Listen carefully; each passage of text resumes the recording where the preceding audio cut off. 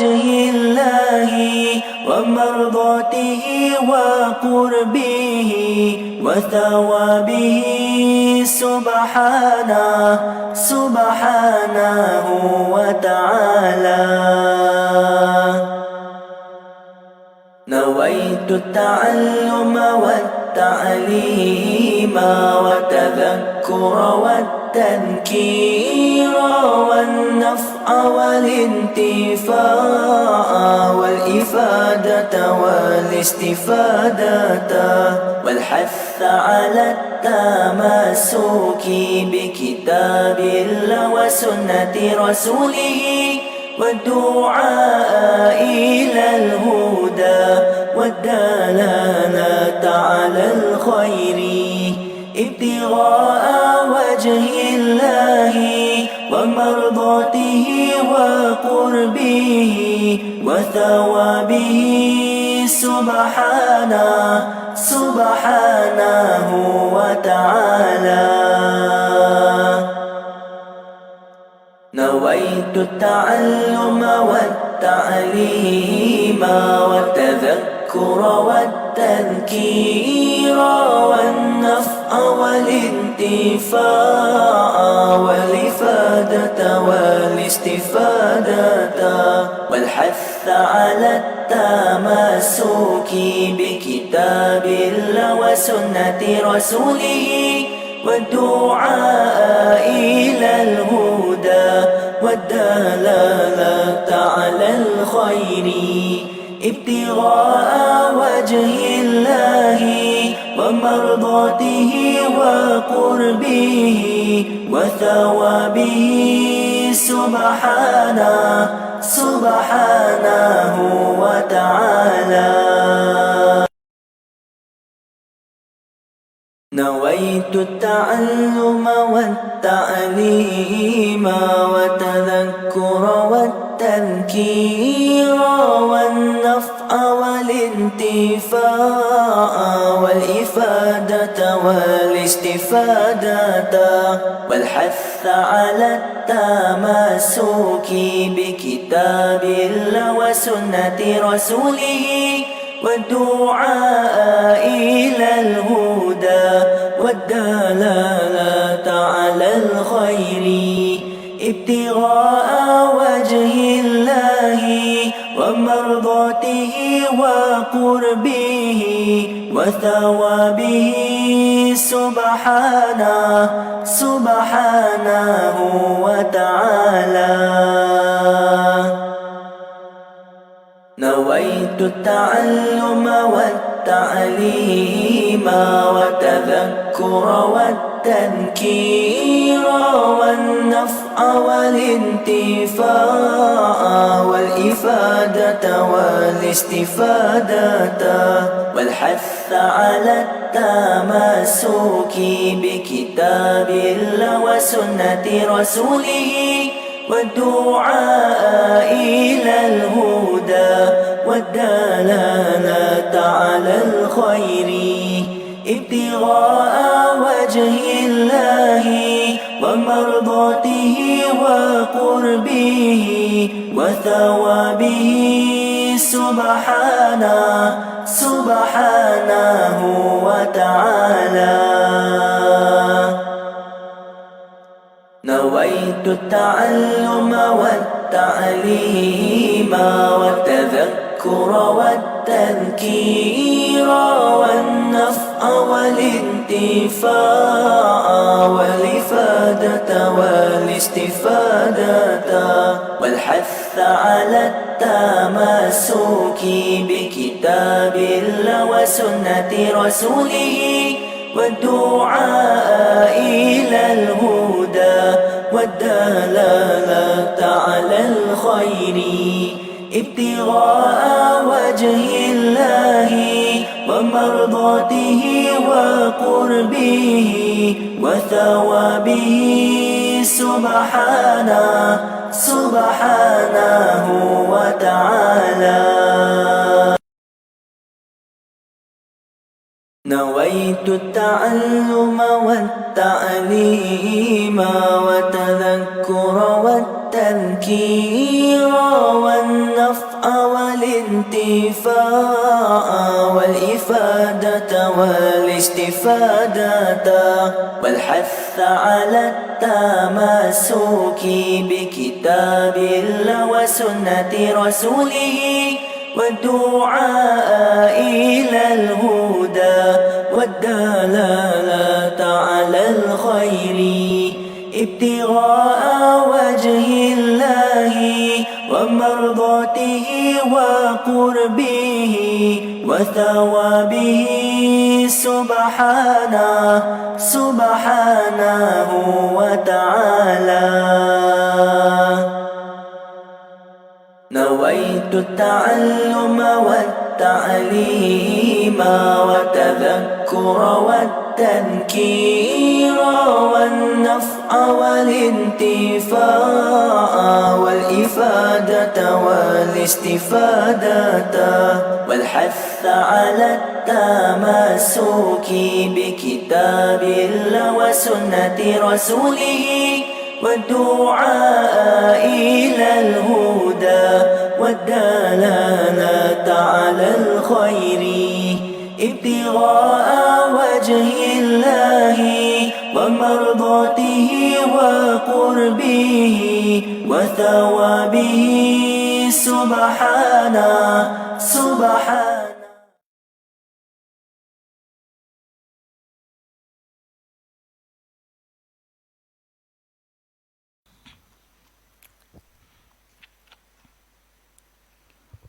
Assalamualaikum warahmatullahi wabarakatuh. A'udzu billahi minasyaitonir rajim. Bismillahirrahmanirrahim. Alhamdulillahi rabbil alamin. Wa bihi nasta'inu ala umurid dunya waddin. Wassalatu wassalamu ala sayyidina wa maulana Muhammadin أشرف الأنبياء والمرسلين وعلى آله وصحبه أجمعين. سبحانك لا علم لنا إلا ما علمتنا إنك أنت العليم الحكيم.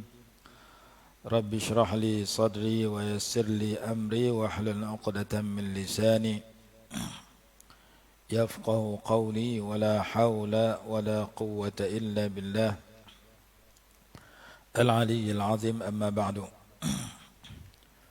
Hari ini kita masuk hadis yang terakhir di dalam bab Al-Yaqin wa Tawakkul, riwayat Imam At-Tirmidzi daripada Sayyiduna Anas radhiyallahu anhu. Ia berkata,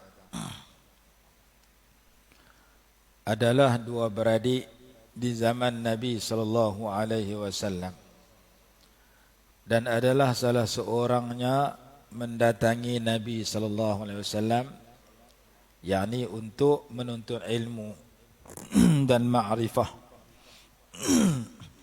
Sementara yang seorang lagi bekerja. Lalu mengadulah orang yang bekerja itu kepada akan saudaranya berkenaan dengan sikap saudara dia kepada Nabi sallallahu alaihi wasallam. Lalu baginda bersabda, la'allaka turzaqu bihi, kemungkinan engkau diberikan rezeki dengan sebab dia. Jadi hadis ni cerita, kana akhawani ala ahdin Nabi sallallahu alaihi wasallam wa kana ahaduhuma ya'ti an-nabiy sallallahu alaihi wasallam wal akhar yahtarifu fashaka al-muhtarifu akhahu lin-nabiy sallallahu alaihi wasallam faqala la'allaka turzaqu bih. Rawahu Tirmidzi biisnadin sahihin ala syarti Muslim. Adalah dua beradik yang hidup di zaman Nabi sallallahu alaihi wasallam. Salah seorangnya rajin pi kat Nabi sallallahu alaihi wasallam untuk mengaji, untuk menuntut ilmu. Sementara yang seorang lagi bekerja. Lalu orang yang bekerja itu mengadu kepada Nabi sallallahu alaihi wasallam. Jadi dia kata, saya dua beradik, adik saya kerja main mengaji saja, saya kerja pergi kerja. Bila saya dapat duit, nak kena bahagi dua, nak sara saya dengan nak sara dia. Maka Nabi SAW mengajak, la'allaka turzaqu bih, kemungkinan kamu diberikan rezeki dengan berkat kamu sara dia tadi. Kerana dia orang yang terlibat dengan menuntut ilmu agama. Dia orang yang mengaji. Jadi seorang kerja, seorang mengaji. Hak kerja tu kena sara diri dia dan sara orang mengaji. Lalu dia pergi mengadu, ya Rasulullah, saya kerja seorang-seorang. Dia tak tolong saya pun, dia duduk ramai mengaji ya. Maka Nabi SAW habaq kat dia, mungkin kamu murah rezeki di tempat kamu kerja tu disebabkan berkat kamu tolong sara dia. Disebabkan berkat kamu sumbang kat dia. Kamu tak sedut ungkit pekerjaan kamu. Karena Allah tolong kamu, karena kamu tolong dia. Wallahu fi auni al-'abdi ma kana al-'abdu fi auni akhih. Allah menolong hambanya selama hamba itu menolong saudaranya. Dalam hadis yang lain, hal turzaquna aw tunsaruna illa bi du'afaikum. Kamu diberikan rezeki atau pertolongan dengan sebab kamu mengambil berat orang-orang yang lemah di kalangan kamu. Jadi hadis ni mengajak orang kerja. Kita kerja, kita duk nampak kita duk pulun seorang kerja. Saya dapat gaji ni pasal pulun saya kerja ni. Tapi kadang-kadang gaji kita dapat, kita ada sumbangan di tempat-tempat kebaikan tertentu yang menyebabkan Allah Subhanahu wa taala mempermudahkan kita dapat rezeki yang senang dan banyak ketika kita bekerja. Kita duk nampak kita dapat rezeki banyak ni pasal kita pandai cari duit. Kadang-kadang duit kita dapat melalui sumbangan kita kepada orang-orang yang mulia. Dalam hadis ni Allah menjamin rezeki kepada penuntut ilmu, dan penuntut ilmu itu ada keberkatan pada rumahnya, pada rezekinya, yang tidak diketahui melainkan kepada orang-orang yang Allah terangkan mata hatinya dengan cahaya ma'rifah, cahaya mengenali Allah. Dan menuntut ilmu didahulukan kepada menuntut dunia. Dan Nabi SAW membela penuntut ilmu, mempertahankan penuntut ilmu. Inna Allah yudafi'u 'alil ladzina amanu, ayat dalam suratul Hajj. Sesungguhnya Allah membela orang-orang beriman. Jadi Nabi SAW menjinakkan, menenangkan hati si abang tadi yang mengacung kat Rasulullah, yang mengadu kat Rasulullah, saya seorang-seorang pergi kerja, dapat duit kena bahagi dua. Satu kat saya, satu kat adik saya. Adik saya tak kerja langsung, tapi kerja dia pergi mengaji ya. Kalaulah adik dia tak kerja, jadi penganggur, duk tidur sama makan tidur, kot-kot lah yang tu perlu diperbetulkan. Tapi adik dia bukan penganggur, adik dia tak kerja kerana hidup mengaji kat Rasulullah SAW. Maka Rasulullah kata, kamu rezeki murah di sana tu, pergi kerja boleh dapat banyak duit, mungkin punca kamu bantu dia. Mungkin kalau abang tu tak bantu adik dia, kita kata boleh dapat sehari RM10. Tapi dengan sebab duk bantu adik dia, mungkin dia dapat sehari RM30. Yang ni dirasai oleh orang yang jenis menegak. Dia jual ikan, kemarin laku banyak, hari ni tak apa laku, esok kurang balik. Dirasai oleh orang yang jenis tanam buah, tanam pokok. Musim lepas buah banyak, musim ni tak apa banyak. Dirasai oleh orang buat bendang. Musim lepas padi dapat banyak, musim ni kena bom, dia kata. Agak nak boleh banyak, tengok-tengok kulit ni banyak pada isi. Jadi mungkin kurang rezeki kita, padi kita tak jadi banyak. Mungkin kalau kita menega ikan kita tak apa laku. Mungkin kalau kita jadi nelayan, ikan tak boleh tangkap banyak. Mungkin kalau kita motong getah sekerap tak ada banyak mana.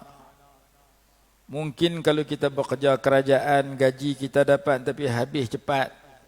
Saat kereta rosak, saat anak periksa tak lului, saat sakit sana sakit sini, doktor telan duit kita. Mungkin disebabkan kita tak pernah ambil berat untuk memberikan sumbangan kepada orang-orang yang dimuliakan oleh syarak. Seperti anak yatim, seperti fakir miskin, seperti penuntut ilmu. Penuntut ilmu bukan tidur beradik. Mungkin penuntut ilmu ada dalam qaryah kita.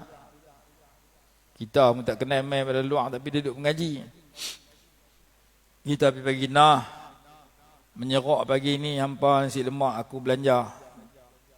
Mungkin sebab kita belanja nasi lemak 30 bungkus, 20 bungkus kepada penuntut ilmu, Allah Ta'ala jaga kesihatan kita. Kesihatan kita terpelihara, duit kita tak sakit, doktor tak ambil duit kita. Mungkin Allah Ta'ala jaga kenderaan kita. Kenderaan kita tak rosak, pomen tak ambil duit kita. Mungkin Allah Ta'ala jaga rumah kita tidak dimasuki pencuri. Rumah kita tak terbakar. Bumbung rumah kita tak tirih. Semua tu kena duit belakang. Bumbung tirih kena tungkang bumbung baru.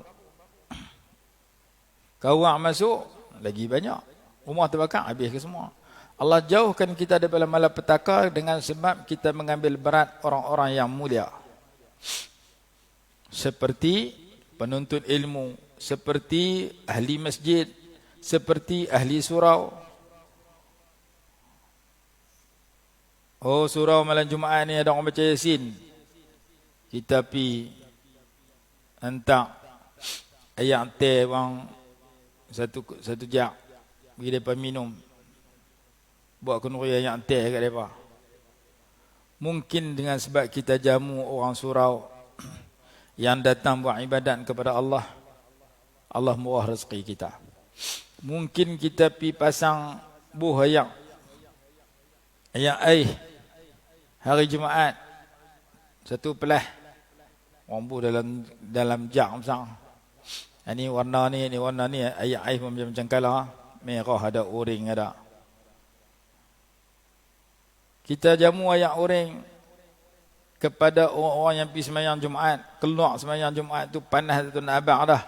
Jumpa ayat air kita segelas, dia rasa lega. Yang minum mungkin 100 orang, modal berapa ringgit, air satu bungkus, 2 bungkus baru 3-4 ringgit. Campur dengan ayam gula, apa semua. Kita jamu orang keluar sembahyang Jumaat. Kita jamu orang minum air keluar kuliah duha. Mungkin berkat kita jamu orang sedemikian, Allah pelihara kesihatan kita. Allah tambah khusyuk dalam sembahyang kita. Allah murahkan rezeki kita.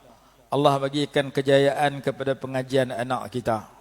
Macam-macam Allah boleh bagi dengan sebab kita memberikan sedikit sumbangan kepada orang-orang baik seperti yang berlaku pada dua beradik ini. Rasulullah kata, jangan kamu duk fikir rezeki kamu dapat sebab kamu pulun saja. Kadang-kadang rezeki kamu murah dengan sebab pemberian kamu kepada orang yang mulia. Menyebabkan Allah Ta'ala murahkan rezeki kamu. Ada hadis riwayat Imam Tirmizi menyebut, iringilah antara haji dengan umrah. Sesungguhnya haji dan umrah itu menafikan kefakiran dan dosa, seperti mana dapur tukang besi menafikan karatnya besi, emas dan perak, dan tidak ada bagi haji yang mabrur pahala melainkan syurga. Jadi hadis ini kata, rajinlah pi haji umrah. Di segi zahir pi haji umrah ni habis duit. Pi haji 10,000, 12,000, pi umrah 6,000, tu baru tiket dengan hotel makan, tak kira hak belanja. Pi haji nak pi umrah 6,000, belanja 2-3,000, mau kat 10,000 juga. Di segi zahir pi Mekah ni habis duit. Tapi hadis kata pi Mekah ni murah rezeki, menafikan kefakiran. Kalau kita pi Mekah balik jadi fakir miskin, mati kebuluran, tak nak dengar lagi. Tapi balik pada Mekah himpun duit lain, kerja duit lain, rezeki mai juga.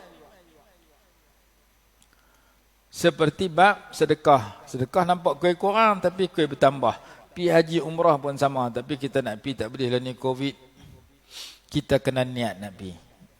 Niat nak pi kena ada. Kalau saya murah rezeki, kalau saya tidak terhalang, tidak ada uzur, saya nak pi umrah tiap-tiap tahun. Saya nak pi haji sebanyak mungkin.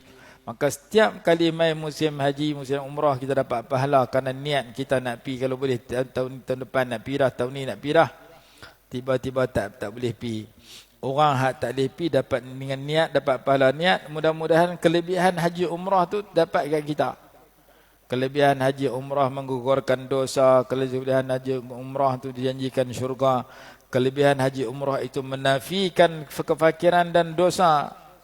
Seperti mana dapur besi membuang dan menafikan kekaratan pada besi, emas dan perak. Jadi di segi zahir, siapa pergi umrah duit dia habis. Siapa pergi haji lagi banyak habis. Sebenarnya duit yang kamu perhabis itu, di samping dosa kamu terhapus, kamu dapat pahala banyak, ia mengusir dan menafikan kefakiran. Kamu balik murah rezeki lagi. Syarat kamu kerja. Balik duduk tidur saja tak jadi. Allah ganti balik hak kamu perhabis dulu ni. Sebab tu pergi haji dan umrah. Jadi ada banyak sebab-sebab kepada rezeki yang dicatat oleh ulama. Antara lain kita duk baca hari itu ni, iaitu tentang bertakwa, tentang beristighfar dan bertaubat. Orang yang rajin istighfar dan taubat, Allah murah rezeki. Dalilnya ayat 10 hingga 12 surah Nuh. Faqultu astaghfiru rabbakum innahu kana ghaffara. Aku telah berfirman, aku telah berkata, kata Nabi Nuh alaihi salam, mintalah ampun kepada Tuhan kamu, sesungguhnya Allah itu Maha Pengampun. Yursilis samaa alaikum midrara. Jika kamu berbuat demikian, Allah hantar hujan lebat mencurah-curah kepada kamu. Wa yumdidkum bi amwalin wa banin. Dan Allah memberi kepada kamu harta benda dan anak pinak. Wa yaj'al lakum jannatin. Allah jadikan bagi kamu kebun-kebun tanam-tanaman. Wa yaj'al lakum anhara.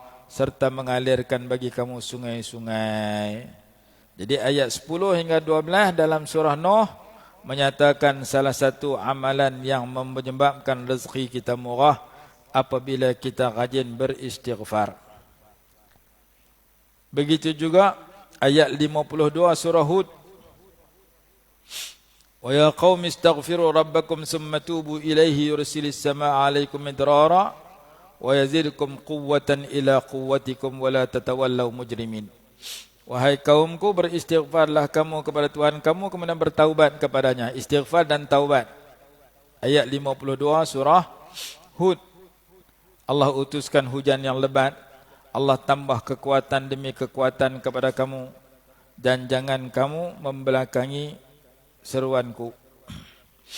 Yang kedua bertakwa. Dalam yang itu ayat Quran, yang hadis, man lazimal istighfar ja'alallahu lahu min kulli dhiqin makhraja wa min kulli hammin faraja wa razaqahu min haitsu la yahtasib. Siapa rajin istighfar, Allah jadikan duka citanya kelapangan, kesempitan hidupnya dia berikan penyelesaian, dan Allah bagi rezeki dari sumber yang dia tak sangka. Itu hadis. Jadi ayat Quran dengan hadis ni menggalakkan kita istighfar untuk kita dapat murah rezeki juga. Yang kedua bertakwa, ayat 2 dan 3 surah At-Talaq.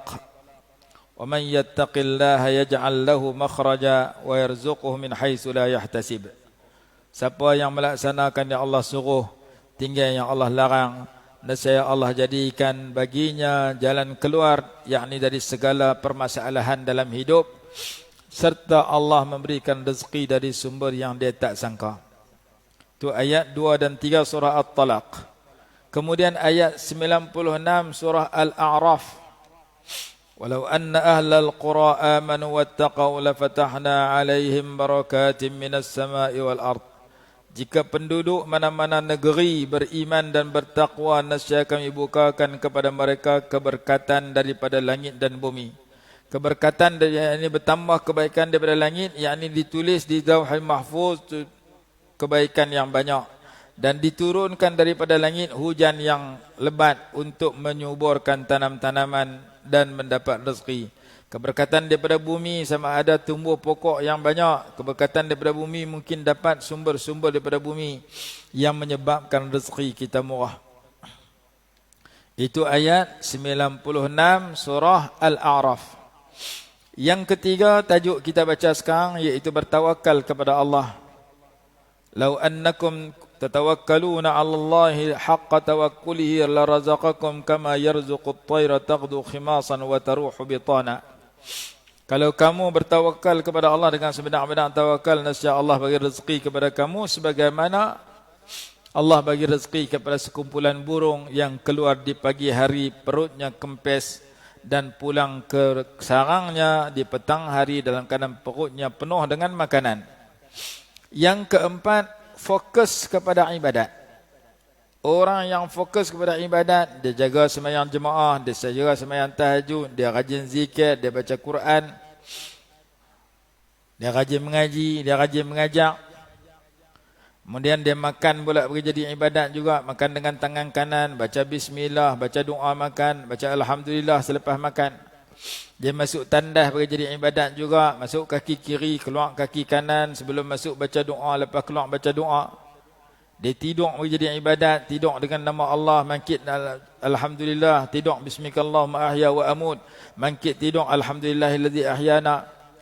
Dia duduk dalam ibadat. Orang lagu ni murah rezeki, hatinya tenang.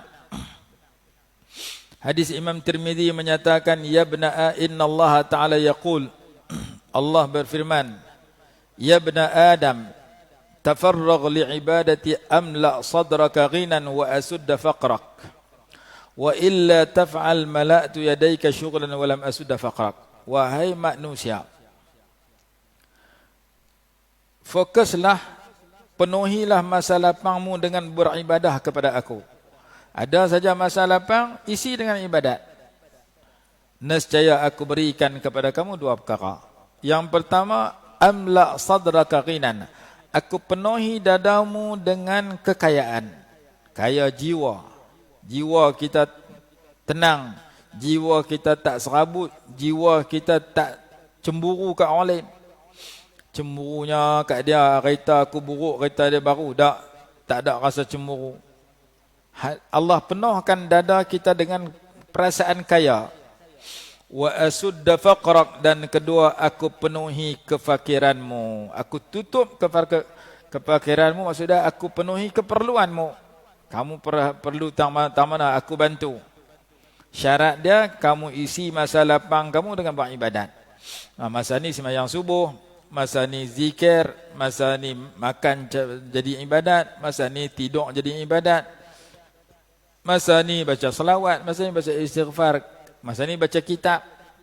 Kalau kamu boleh isi masa lapang kamu dengan buat ibadat kepada aku akan penuh dada kamu dengan kekayaan dan aku akan bantu keperluanmu.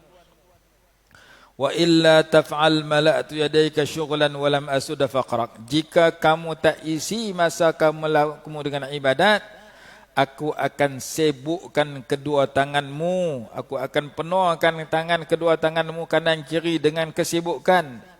Dan aku tidak akan penuhi keperluanmu. Ada saja benda-benda yang terbengkalai dalam hidup kamu kalau kamu tak peduli kepada ibadat kepada aku. Jadi hadis Imam Tirmizi ini menggalakkan kita fokus kepada ibadat. Maksud dia, kalau ada masa lapang, buat ibadat. Letih, tidur rehat saat. Jaga, tak ada masalah, tak ada kerja, buat ibadat balik. Sesiapa yang memenuhi masa lapang dia dengan ibadat dan mendekatkan diri pada Allah, Allah penuhi dadanya dengan kekayaan kaya jiwa, dan Allah menutup kefakiran dia dengan arti Allah bantu penuhi keperluan-keperluan dia agar tercapai dengan baik. Itu hadis At-Tirmizi. Dalam hadis Al-Hakim Lebih kurang tu juga.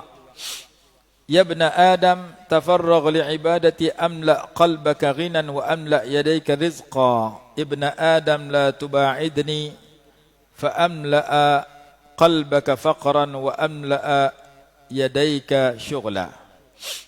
Wahai manusia, penuhilah masa lapangmu dengan ibadat kepada aku. Nescaya aku penuhi hatimu dengan kekayaan, dan aku penuhi tanganmu dengan rezeki. Wahai manusia, jangan engkau menjauhkan diri daripada aku. Jangan buat dosa. Buat dosa jauh dengan Allah. Tak semayang, tak mengaji, mayang tak cukup 5 waktu, tak mayang langsung, semua tu dosa. Jangan kamu buat jauh diri pada aku. Kalau kamu jauh pada aku akan penuhi hatimu dengan kefakiran. Hati duk rasa susah selalu. Dan aku penuhikan tangan kamu dengan kesibukan. Sibuk dengan dunia ya. Mayang dak, duk hati duk tension, duk serabut. Kemudian tubuh badan dia duk cari-cari dunia ya. Dengan sebab dia menjauhkan diri daripada Allah. Tu hadis Imam Al-Hakim. Seterusnya, menghubungkan silaturrahim, murah rezeki. Man sarrahu an yubsata lahu fi rizqihi wa an yunsa'a lahu fi atharihi falyasil rahimah. Siapa yang suka melapangkan rezeki dan dipanjangkan umur, hubungkan silaturrahim. Tu hadis Imam Bukhari. Hadis Imam Tirmidzi, ta'allamu min ansabikum ma tasiluna bi arhamakum. Belajarlah daripada keturunan-keturunan kamu yang dapat membantu kamu untuk menyambung silaturrahim. Fa inna silaturrahim mahabbatun fil ahli, mathratun fil mal, mansa'atun fil athar. Sesungguhnya menghubungkan silaturrahim itu membawa kecintaan terhadap keluarga, memperbanyakkan harta serta memanjangkan umur. Ini hadis Imam Tirmidzi. Hadis Imam Ahmad, man sarrahu an yumadda lahu fi umrihi wa yuwassa'a lahu fi rizqihi wa yurfa' anhu mitatassu falyattaqillah wal yasir rahimah. Barang siapa yang suka dipanjangkan umur, dimurahkan rezeki, dihindarkan daripada kematian yang buruk, hendaklah ia bertakwa kepada Allah dan menyambung silaturrahim. Takwa dan silaturrahim ini mengundang umur panjang, murah rezeki, mati elok. Orang suka kat kita, mati elok. Orang doa bagi mati elok. Dan di samping itu yang ketujuh, al-infaq fi sabilillah. Menyumbang pada jalan Allah. Berdasarkan ayat 39 surah Saba. Wa ma anfaqtum min syai'in fahuwa yukhlifuh wa huwa khairur raziqin. Dan apa sahaja yang kamu dermakan, maka Allah akan gantinya. Dialah sebaik-baik pemberi rezeki. Ayat 39 surah Saba. Hadis Bukhari Muslim, tidak ada suatu hari di pagi hari, di waktu pagi, seseorang hamba itu bertemu di waktu pagi, melainkan 2 malaikat diturunkan oleh Allah. Berkatalah, berdoalah malaikat yang pertama, Allahumma a'ti munfiqan khalafa. Ya Allah, berikan kepada orang yang menginfakkan, yang menyumbangkan itu ganti. Wa yaqulul akhar, dan berdoa malaikat yang kedua, Allahumma a'ti mumsikan talafa. Ya Allah, berikan kepada orang yang menahan, yang tak bagi itu binasa. Yang menahan hartanya itu bagi binasa. Hak tak tahan harta dia, bagi sikit dalam jalan Allah, ganti balik. Hak tak bagi langsung tu, bagi jahannam buang. Itu doa malaikat tiap-tiap hari. Seluruh dunia malaikat round. Lebih-lebih lagi kalau tak bagi yang wajib seperti zakat. Zakat wajib dikeluarkan, zakat pun dia simpan.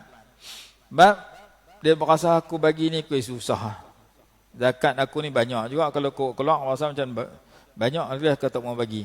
Pasal apa? Dia terpengaruh dengan bisikan syaitan. Ayat 268 surah Al-Baqarah. Asyaitanu ya'idukumul faqra. Syaitan janji kat kamu fakir. Hang bagi, hang susah. Wa ya'murukum bil fahsya. Syaitan suruh kamu buat benda keji. Syaitan ni dia kempen dua kat kamu. Satu, dia kempen kalau kamu duk derma sana, derma sini, sedekah sana, sedekah sini, kuih susahlah kamu. Akhirnya kita genggam. Kita sendiri pun tak guna, tak mahu nak bagi kat orang. Kita jaga karan kita lah apa semua, nak bagi kat orang lagi susah. Syaitan kata hang bagi, hang kuih susah. Padahal kalau tekat bagi RM10, RM20, takkan nak jadi fakir miskin. Tak, syaitan kata hanya nak bagi langsung. Hang bagi, hang susah. Ayat 268 surah Al-Baqarah. Asyaitanu ya'idukumul faqra. Syaitan menjanjikan, menakut-nakutkan kamu dengan kemiskinan dan papa jika kamu bersedekah atau menderma. Wa ya'murukum bil fahsya, dan dia suruh kamu buat benda-benda keji, benda-benda salah. Antara benda keji itu bersifat bakhil, kedekut sehingga tidak mengeluarkan zakat yang diwajibkan. Sebaliknya, wallahu ya'idukum maghfiratan minhu wa fadla, dan Allah menjanjikan kepada kamu keampunan dan kelebihan kurnianya. Allah janji nak bagi kat kita dua, keampunan dan kemuliaan dan kelebihan kalau kita jadi orang yang menjauhi fahsya, menjauhi keji, dan orang yang memberikan pemberian yang baik. Wallahu wasi'un alim. Allah maha luas, limpah kurnianya, rahmatnya, serta maha mengetahui. Ayat 268 surah Al-Baqarah. Dalam hadis Bukhari dan Muslim, Allah Subhanahu wa taala berfirman dalam hadis qudsi, "Anfiq ya ibna Adam unfiq alaik." Berilah infak wahai manusia, nescaya aku memberi infak kepada kamu. Aku bagi rezeki kepada kamu, aku ganti balik ke kamu kalau kamu orang yang memberi infak. Itu hadis Bukhari Muslim. Dalam hadis Al-Baihaqi dalam Syu'abul Iman, Nabi SAW bersabda, "Anfiq ya Bilal, wala takhsha min dhil arshi iqlala." Sumbanglah wahai Bilal, jangan kamu takut daripada pemilik arasy itu untuk mempersedikitkan hartamu. Dalam hadis Imam Muslim, kita cerita dah dulu, ada seorang lelaki yang memiliki kebun. Setiap kali kebun dia dapat, hasil kebun dia dapat, dia bahagi 3. 1/3 untuk diri dan keluarga, 1/3 untuk benih, untuk kebun, beli benih untuk musim akan datang, kemudian baja untuk musim akan datang, ayak untuk kebun musim akan datang. 1/3. 1/3 lagi sedekah. 3 bahagian daripada hasil kebun dia. Dia kata 1/3 untuk aku dan keluarga, 1/3 untuk kebun aku kali musim yang akan datang, 1/3 lagi aku bersedekah. Riwayat yang lain, 1/3 lagi aku bagi kepada fakir miskin, aku bagi kepada orang yang minta, aku bagi kepada orang yang ibnu sabil, orang yang nak menempuh perjalanan ataupun sedang menempuh perjalanan, orang nak pergi musafir, aku bagi kepada mereka, menyebabkan kebunnya subur dan tanam-tanamannya dapat banyak. Kerana dia dapat duit, dia bahagi 3, bukan bahagi 2. Kita dapat duit bagi 2. 1/2 kat kita, 1/2 buh simpan dalam bank. 1/2 kita belanja anak bini kita, 1/2 lagi simpan dalam bank. Tu kita. Dia ada dapat duit 1/3. 1/3 untuk dia ada anak bini, 1/3 simpan untuk guna musim depan pula. 1/3 lagi sedekah kepada orang yang memerlukan, fakir miskin dan sebagainya. Jadi kita dapat gaji, kita boleh buat. Kita dapat gaji sebulan 2,000. Mungkin kita sedekah RM10, maka kita belanja dan kita simpan RM1,990. Mungkin kita sedekah RM50, maka kita belanja dan kita simpan RM1,950. Jangan dapat 2,000, 2,000 tu setengah aku guna 1,000, 1,000 lagi aku simpan dalam bank. 2,000 tu aku guna 1,900, 100 lagi simpan dalam bank. 2,000 tu aku perhabis 2,000, 1 sen pun aku tak simpan. Perhabis untuk untuk bayar kereta, bayar rumah apa semua.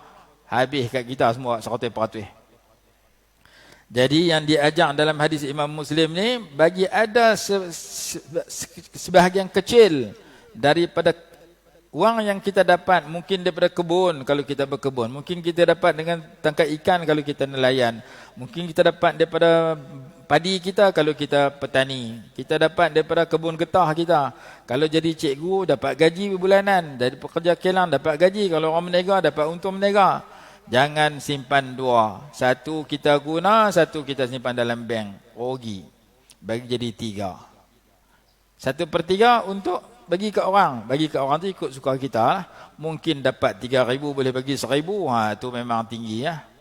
Mungkin dapat 3,000 boleh bagi 500. Mungkin dapat 3,000 boleh bagi 100.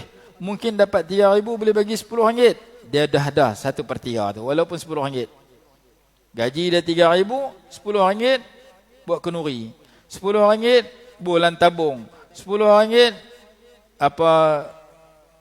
sumbang wakaf orang nak bina masjid.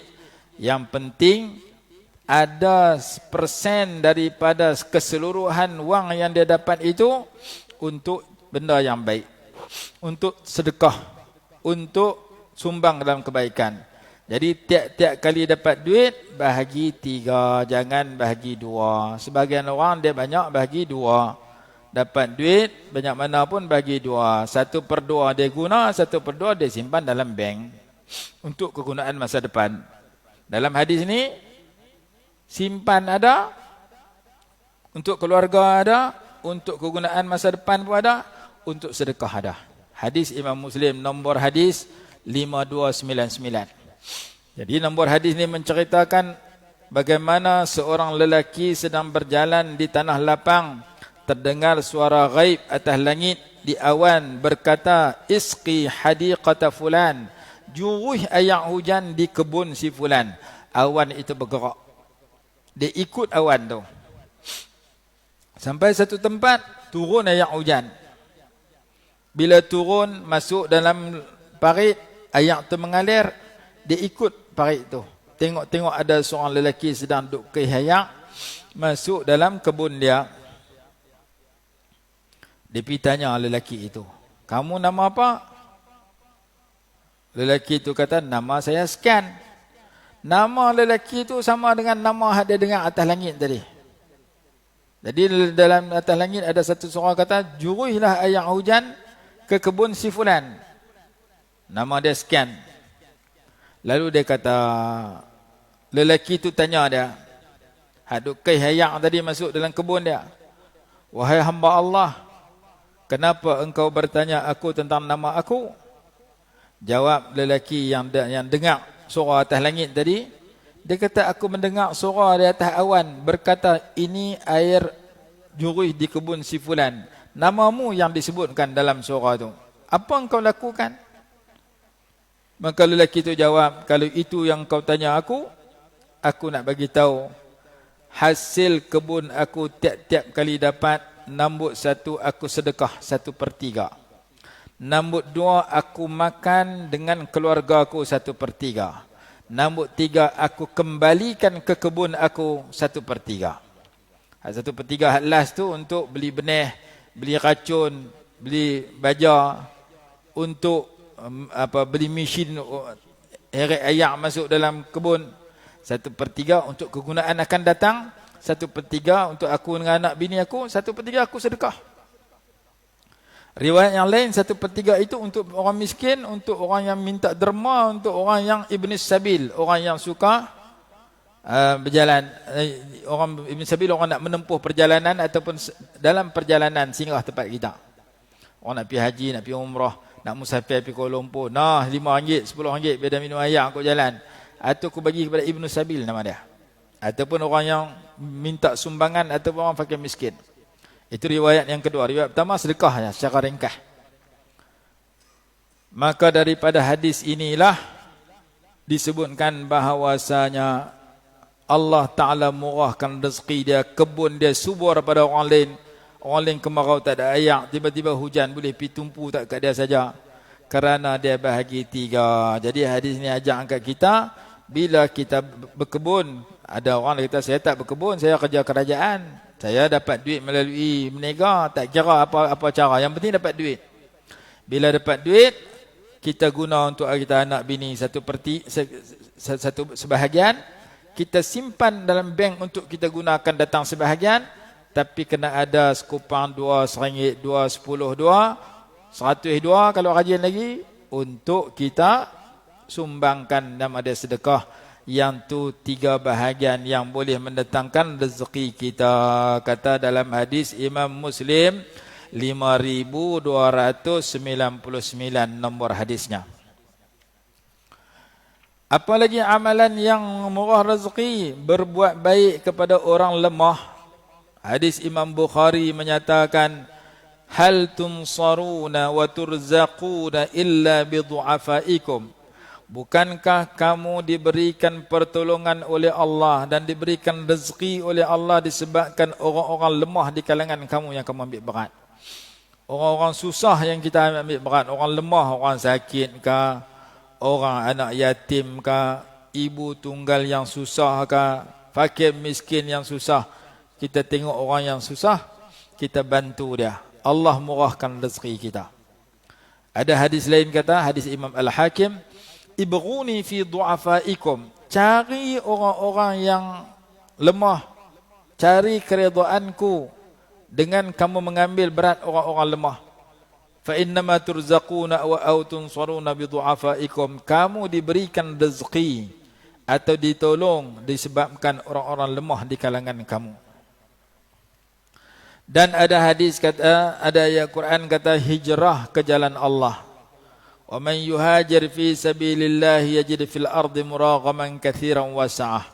Sesiapa yang berhijrah pada jalan Allah, yakni untuk membela dan menegakkan agama Allah, nescaya dia akan dapat di muka bumi itu tempat hijrah yang banyak dan rezeki yang makmur. Ayat 100 surah An-Nisa. Ayat 100 surah An-Nisa kata siapa berhijrah, Allah berikan tempat hijrah yang baik dan rezeki yang makmur, saatan keluasan rezeki.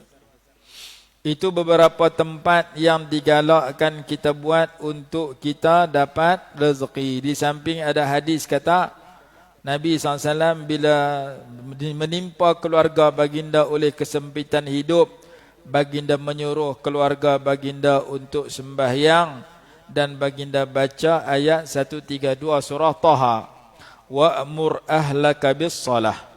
Suruhlah keluargamu semayang. Jadi kita musuh rezeki, jaga semayang jemaah, jaga semayang 5 waktu, jaga semayang jemaah, kalau boleh semayang di awal waktu. Lagi satu, jaga semayang sunat.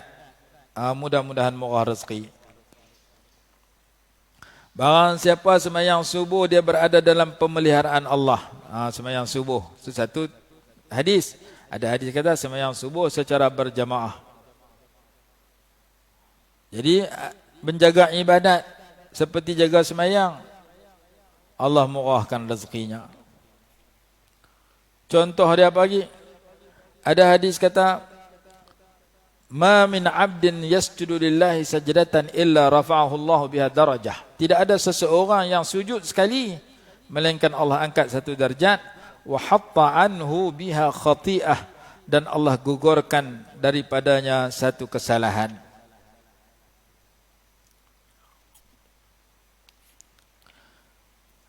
Ada hadis Imam Tirmizi dan Imam Abu Daud, dia kata semayang duha, Ibn Adam irka'li min awwalid nahar 4 rakaat akfika akhirahu. Wahai manusia, rokoklah ke aku di awal siang 4 rakaat, nescaya aku jamin kamu di akhir siang itu. Sepanjang hari itu aku jamin antaranya rezeki kamu. Syaratnya kamu rokok di awal pagi, di awal siang tu 4 rakaat. 4 rakaat tu semayang apa? Ada kata semayang duha, ada kata semayang isyraq, ada kata semayang sunat subuh. Ada kata 4 rakaat itu 2 rakaat sunat subuh, 2 rakaat fardu subuh. Jadi 4. Ada kata 4 rakaat sunat duha. Jadi sama ada semayang sunat subuh dengan fardu subuh, atau semayang duha, atau semayang isyraq, yang penting 4 rakaat.